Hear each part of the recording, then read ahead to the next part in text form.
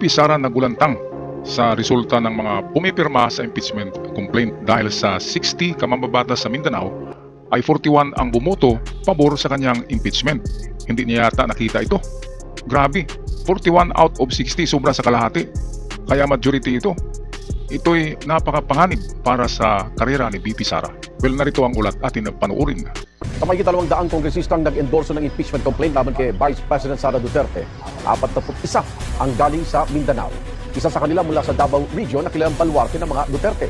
Ang ilang hindi sumuporta tinawag na diversionary tactic ang impeachment. 41 na mga kongresista mula sa Mindanao ang pumirma pabor sa pag-impeach kay Vice President Sara Duterte.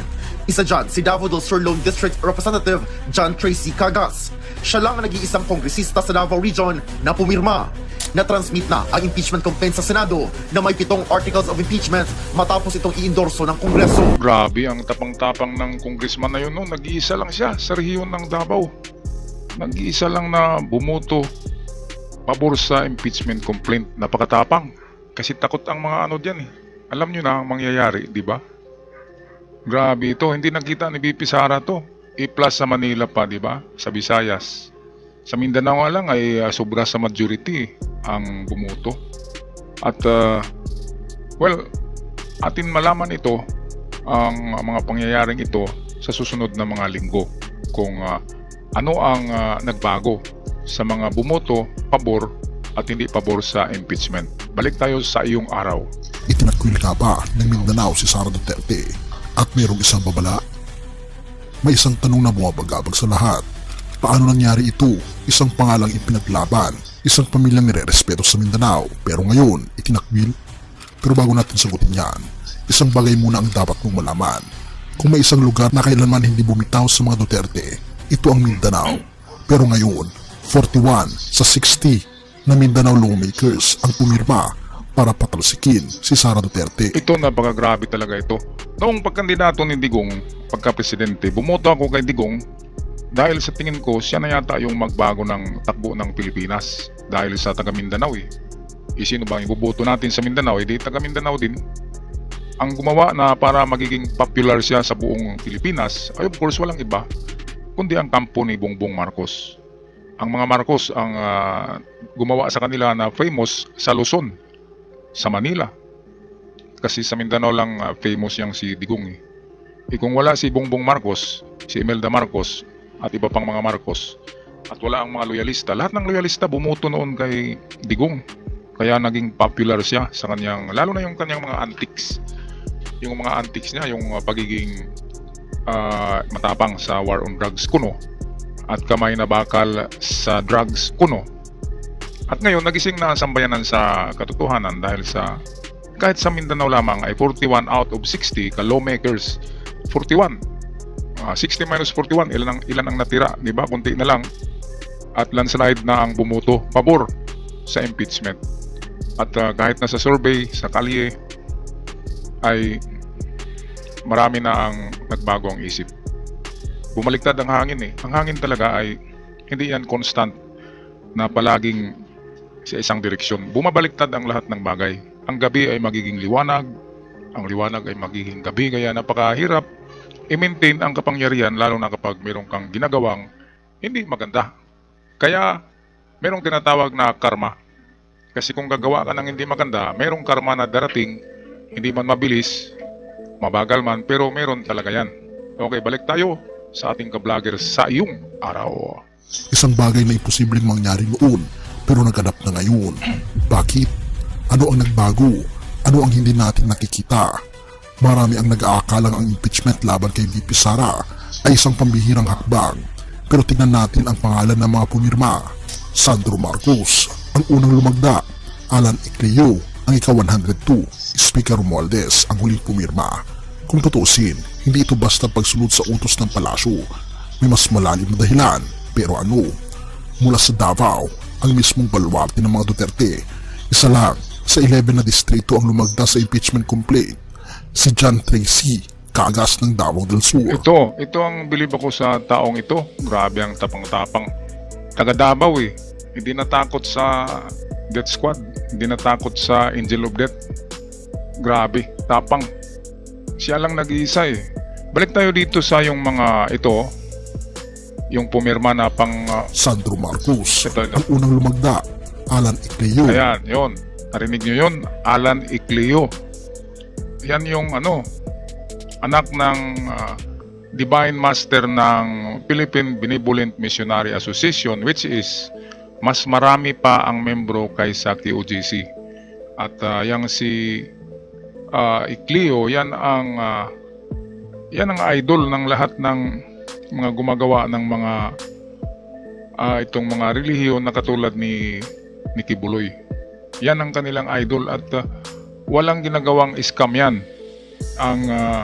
Ang grupo na yan, Benevolent Missionary Association, ay kailanman ay hindi nanluloko ng mga tao. Sila ay nanggagamot lamang, tumutulong, at semi-religious yung grupo. At napakaraming yan. Ang tagal-tagal na kasi yan eh. Best friend yan ni Apo Lakay, ang Divine Master na Ruben Icleo Sr. Pinaka-best friend yan ni Apo Lakay dahil sa ginamot ang binti ni... Ganun kasing tumubo na something like sa, ewan kung totoo nung ginawa ang San Juanico Bridge ay nagkaroon daw si Imelda Marcos ng kaliskis ng isda sa binti at ang gumamot ay si Ruben Icleo Sr. Kaya nagmula noon ay nagiging close na ang dalawa at sumusuporta si Ruben Icleo. Ang daming niyan eh, membro, nasa 10 million na lahat yata ang membro nila ngayon kasi yung mga unang membro ay nagiging lolo na ngayon, nanganak, andin yung anak, nanganak. So meron ng mga apo sa tuhod kaya dumadami talaga sila. Ang PBMA yan, Alan Icleo, siya yung namamahala ngayon sa grupo na yan. At kung sino man ang ibuboto ni Alan Icleo ay ibuboto rin ng kanyang mga membro. Marami akong kilala sa mga membro diyan. Okay, so they ain't see it coming, sabi sa English. Nabigla, hindi nila nakita eh. Pinagtawanan lang nila yung impeachment complaint na yan. Si Sara pangiti-ngiti lang eh. Akala niya ay minority lang ang buboto. Ngayon nagiging majority, isobra sa kalahati. Kaya napakadelikado lalo na pito ka impeachment complaint ng iba't ibang grupo. Naku, grabe, ang dami-dami niyan. Kaya sigurado, sabi nga ni Attorney Claire Castro, sigurado. Okay, patuloy tayo. Balik tayo sa video. ang ika-102, Speaker Romualdez ang huling pumirma. Kung tutuusin, hindi ito basta pagsunod sa utos ng palasyo. May mas malalim na dahilan, pero ano? Mula sa Davao, ang mismong baluarte ng mga Duterte, isa lang sa 11 na distrito ang lumagda sa impeachment complaint, si John Tracy, Cagas ng Davao del Sur. Pero sa buong Mindanao, 41 sa 60 ang pumirma. Ang Mindanao ang mismong lugar na bumoto para sa mga Duterte ng ilang dekada ay tumalikod na. Hindi lang ito impeachment, ito ay isang hudyat. Kung ang mismong teritoryo ni Sara Duterte ay bumibitaw sa kanya, ano ang ibig sabihin nito? Ano ang sinusumbat ng Mindanao sa kanilang dating tinitingala? Hindi ito basta simpleng politika. Hindi lang ito away ng Marcos at Duterte. Ito ay paghukom ng mismong bayan na minsang nirerespeto sa pangalang Duterte. May mga tumangging lumagda, sina Gloria Macapagal Arroyo, ang mga Revilla, Camille Villar at Erwin Tulfo. Ito ang atin tandaan, no? Itong mga taong ito hindi pumirma, ibig sabihin pwedeng maka-DDS sila or pwedeng neutral lamang. Katulad ni Erwin Tulfo, pwedeng neutral lang yan, hindi lumagda kasi baka masaktan niya ang mga DDS. Siguro marami siyang supporter na DDS. Ito, Holo Revilla, tandaan nyo ito, lalo na itong Camille Villar kasi anak to ni Villar. Makakibuloy yan, makakibuloy, nagsuporta yan kay Kibuloy. At of course, DDS yan, klarong-klaro. Kaya yan, tandaan natin yung mga pangalan na yan. Yan ay makaano yan, mga DDS yan. Okay, so ito ngayon ang nangyari dahil sa popularity ni Digong noong pag-upo niya 2016. Sikat na sikat talaga yan. Ako bilib na bilib din dyan, mga kaibigan ko bilib din. Meron pa tayong t-shirt na yung Iron Fist, di ba? Yung bump fist na yan. Yung ngayon na nalaman natin na nakamaskara lang pala, nakasuot ng ng karnero. Lamb in wolf clothing ang tawag diyan. Karnero, Lamb of God tingnan, pero ang loob pala ay nakamaskara lamang. Kaya nahubaran ng maskara at nalantad ang pagiging ang malubha kasi diyan ay bininta tayo sa China, di ba? Klarong-klaro yan. Gentleman's agreement ang tawag doon. Walang papilis. Gentleman's agreement lang na binigay ang kapuluan diyan sa WPS nitong mga taong ito. Kaya wala silang komento sa issue ng WPS dahil nagigilty sila. Ayan, kaya ang instant karma galing sa sambayan ng Pilipinas, sambayan ng Pilipino ang naghuhusga, hindi si PBBM. Kahit maraming supporter talaga ni Digong na nahimasmasa na at namulat ang mga mata. Iwan ko lang yung iba. Hindi ako tatablan ng magic eh. Kung sino talaga yung pwede, yun ang atin, di ba? Kung sino yung maganda mamahala sa Pilipinas, yun ang atin. Kung meron namang kukontra kay PBBM na mas magaling, doon ako. Hindi naman ako talaga loyalista. Kung saan lang yung maganda, doon ako papabor. Alright, tapusin natin ang video. Pero kung iisipin mo, hindi ba mas dapat silang mag-ingay kung naniniwala silang mali ang impeachment na ito? Wala. Tahimik. Bakit? Dahil kahit ang mga hindi pumirma, alam nila ang katotohanan. At kung may isang bagay na dapat nating matutunan dito, ito ay ang kapangyarihang hindi inalagaan, bumabagsak. Ayan, totoo yan. Totoo yung sinabi ni ating ka-vlogger sa iyong araw na ang kapangyarihang hindi inaalagaan ay babagsak. Ayan o. Ayan. Hindi kasi inalagaan eh. At lalo kasing umabuso sila. Lalong umabuso. Imagine, 30,000 ang namatay sa tukhang. Kalahati doon ay hindi drug addict, hindi pusher. Kalahati doon ay napagkamalan, na disgrasya lamang dahil pinasok ang mga bahay. Ang iba ay natamaan ng stray bullets. Karamihan ay napagkamalan talaga. Kahit mukhang addict ka lang, binabaril ka na eh.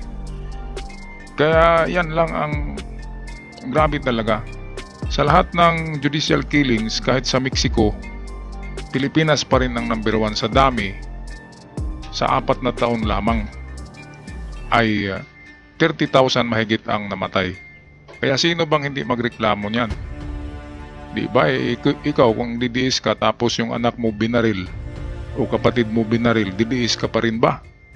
Kaya yan ang nangyari ngayon. Bumaliktad ang Davao, tumalikod sa mga Duterte ang Davao City dahil sa realidad at na-realize nila na hindi pala ito tama at hindi sila yung magandang magpalakad ng ating gobyerno.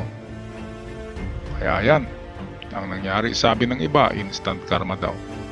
Para sa akin ay talagang neglidad na nagpabaya sa kanilang tungkulin. Hindi lang nagpabaya, ay umabuso. At ang dami-daming mga di ba? Mga nangyayari sa gobyerno na illegal na sangkot ang mga ito. Kundi ng isang lider sa Mindanao. Ngayon, nasa iyo ang susunod na hakbang. Nakikita mo na ba ang mas malaking larawan? Have mercy, O God. Lucas 12 verse 2-3. Walang natatakpan na hindi mahayag at walang lihim na hindi malalantad. Ayan, yan ang kasabihan sa Biblia na walang natatakpan na hindi nahayag at walang lihim na hindi malalantad. Katulad din ng walang usok na may tatago, ang usok ay lalabas ng lalabas. At walang baho na hindi mangangamoy. Yan yung mga kasabihan. Kaya merong katapusan ang lahat ng imperyo. Kahit na ang mga empire sa Egypt, empire sa Greece, empire sa Roma ay lahat bumabagsak dahil sa hindi magandang pamalakad.